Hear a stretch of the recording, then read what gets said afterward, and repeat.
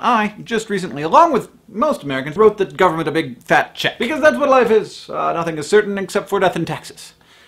And also the speed of light in a vacuum. And actually, now that I think of it, many universal constants are more certain than death and taxes, but I'm getting ahead of myself. Taxes! While I'm not precisely happy to be rid of my money, I am in favor of government and all that jazz. And most of the 16,000 freaking dollars that I just sent to the US government is going to be used to decrease suck in some way. Making sure that people who lose their jobs don't become immediately homeless, education for people who wouldn't otherwise be educated, and healthcare for people who otherwise couldn't afford it. All of these fantastic things. But when it comes right down to it, not a lot of the money that I just gave my government is going to be used to do cool stuff. Don't get me wrong, I'm totally in favor of reducing suck, but like my grandfather always said, using the great and awesome power of the United States government to decrease suck without ever increasing awesome is a little bit like using the Starship Enterprise as an interstellar shipping barge. But for people like me, I am happy to announce that deep in the budget there are a few percentage points dedicated to increasing awesome. For example, the money that the United States government spends on science and technology. This is a graphical representation of the United States budget. It's divided up, and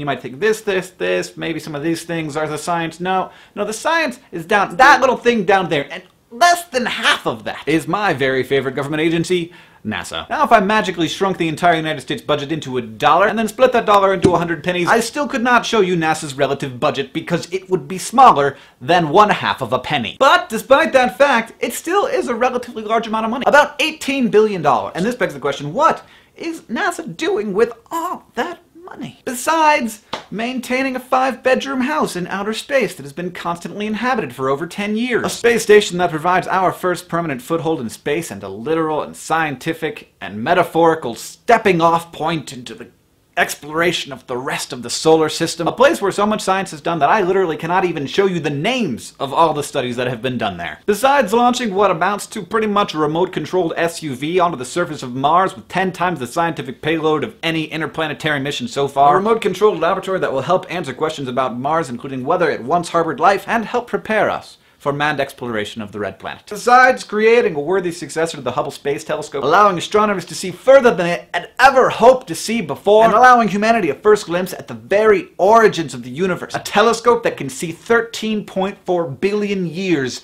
into the past. Besides inviting the private sector into the space industry, offering them patents on technologies developed for NASA, and fostering the growth of an entirely new sector of the economy. Besides placing the first artificial satellite around Mercury. Besides making air travel faster and safer and more environmentally friendly. Besides building the first telescope capable of capturing high-resolution X-ray images. Besides adding 3 more climate monitoring satellites to the already existing fleet that will help us understand our changing climate and how to react to global climate change. Besides creating frameworks and technologies and challenges that will help inspire the next generation of engineers and mathematicians and scientists. Besides identifying thousands of planets outside of our solar system, many of them apparently Earth-like with liquid water. Besides launching the final 2 space shuttle missions while simultaneously developing a new multi-purpose crew vehicle capable of visiting not just the orbit of the Earth, but possibly the Moon and Mars and Venus and beyond. And besides being the best chance that we have of answering fundamental questions about ourselves and our place in the universe, besides that, I guess NASA doesn't do much with that 0.45%